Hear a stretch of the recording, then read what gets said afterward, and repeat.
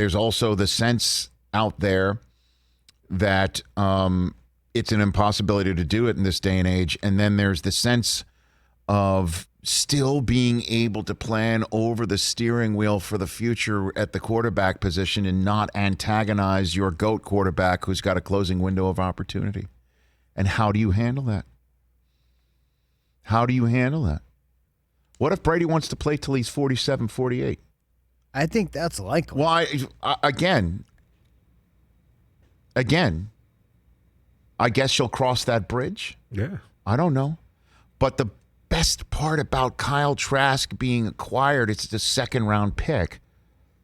So if you don't get him on the field, you don't have to make a decision about a fifth-year contract that's so darn expensive. You also don't get that contractual control. And that's the issue that the Packers have right now with the guy that they chose. The way to win championships in the NFL today, the two most, if you will, worn paths. Not every team is on one of these paths. Not either one. But the two most worn paths are the one that Tampa's on right now. Let's win with a late GOAT, right? Let's win one. You know, you'll see it with whoever might acquire Aaron Rodgers. That's one way to do it. It's a rare way to do it. Let's get somebody and let's win late with our veteran. You saw the Broncos do it with Peyton Manning. Mm-hmm. Elway's lone championship as an executive. So we've seen it. That's a way to go about it. The other way that everybody else is in on this boat, you've got more people in on this boat, is draft a rookie, win with the rookie while he is inexpensive. And you can win a championship by spreading the salary cap dollars around him. On the line, front of the quarterback, on the line to hunt the other quarterback. Cornerbacks to protect the back end of a defense to get your young quarterback back on the field. If not, hand him the ball on the short field. That's what you want to do. And if you can get the weapons outside, you want to draft a receiver or two. You want to get one in free agency because you've got the cap dollars to do it. So be it. That's the way to do it. And the Packers decided to have both. Let's try and win late in the game with a GOAT, and let's plan over the steering wheel with a first-round drafted quarterback who we're going to eventually have to turn to. And Aaron Rodgers saying, I want to get paid. I don't want to be told when we're done here, I'm not going to get the tap on the shoulder that we're done in Green Bay until I want to get done with it, absolutely demolishes Green Bay's opportunity to win a championship in the first contract of their first-round drafted quarterback. That's why you always see these quarterbacks drafted in the first round get pushed into the starting role right away. The years of let's wait and let's have the quarterback marinate on the bench are largely over, and it's so rare to have a team keep the kid on the bench and let him marinate and mature and learn and still win a championship in the first iteration of his contract is so rare. Kansas City's the only one that's done it. Think about it. They let Mahomes sit for 15 regular season games and then won it 2 years later. Mm. And now he's paid, and we're going to have to see what happens then. That's the ultimate issue in the NFL is, can you win it in the first term of a player's contract and then pay him and still win it with that guy?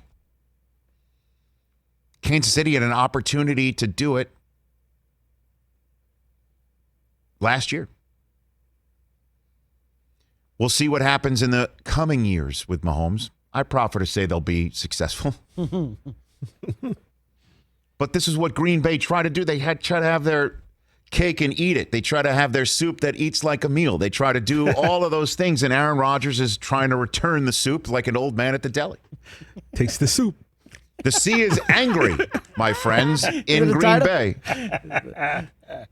The sea is angry right now in Green Bay. Is that a Callaway Chrome song? Because he doesn't want to allow Green Bay to have both. Because to have both at some point means he can't have the finish of his career in Green Bay that he wants. And that appears to be the Rubik's Cube that they're trying to twist and figure out. You know my 2 cents. It's going to eventually turn, or at least it should, to say to Brian Gutekunst, hey, you're going to be here for a very long time. And I understand that this kind of cuts you out at the knees a little bit here, but we're not trading Aaron Rodgers. That's not happening. And we're also not going to just let him walk after one more MVP season and then go to Jordan Love then either. What is the plan here? Why did you draft him? And why didn't we talk to him? Why is this such a total, complete mess? And then Jordan Love gets traded, sort of like Jimmy G. So many people are like, that'll never happen. Well, why not? Rich, do you think that one person that I can't even say his name, Brian, he had that power to make that decision solely on his own? Absolutely. Without discussing it? That's what they do in Green Bay. Well, I'm sure he talked about it with his staff. That kid's dropping. I'd love to know. How long did they target him? He keeps dropping. Let's go get him. Let's trade up to go get him and not tell Aaron Rodgers, who we also know has a reputation for having an absolute elephant-like memory. If you don't know Aaron Rodgers after all this time and you've been in the organization since the late 90s like Gutekunst and you trade up to go get a replacement and you don't talk to him about it, what do you think is going to happen? What do you think is going to happen? The number of times I tell my children actions have consequences, and I do look what do you think was going to be the result of your actions? I've lost track. And part of it, too, with everything that I'm saying, plays into what this man on the screen, Brian Gutekunst's colleague in Tampa, is building with Brady. Because what Brady accomplished, I said this, I'm a table pounder for what we do on the show quite a bit, and I own up to anything that I'm wrong about, I will. And, to avoid being wrong, I now have this magic 8-ball to the side that I can always reach for to make sure that I can check on my senses. Wait, sensibility, Rich, my guys in your spidey position don't admit when they're wrong. I'm allowed to do that. Thank you, TJ. I appreciate you saying that. But when I'm right as well, Chris, I can't. And I always turn to you to back me up.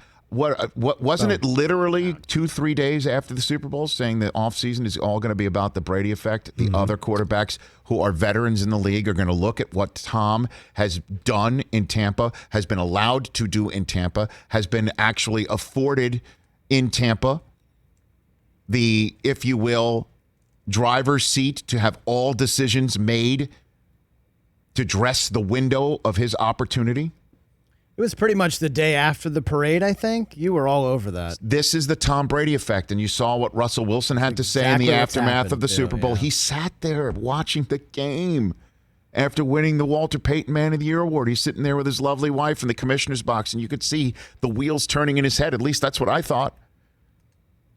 Look at what Tom's doing. Look at what Tom's doing. Look what's being done for Tom. Look what's being done for Tom in this league where everything is supposed to be done for the organization. Why is Tom the organization in a new spot that has nothing at all under the bridge with him? Not a bridge. There was no bridge. There's nothing under the bridge. There's no nothing. This is his first year with them. Come on in, Tom. We're not going to sit here and talk about how old you are. Damn it. Look at our coaching staff. It's like Jurassic Park around here, mostly. It was February 23rd when you first said that.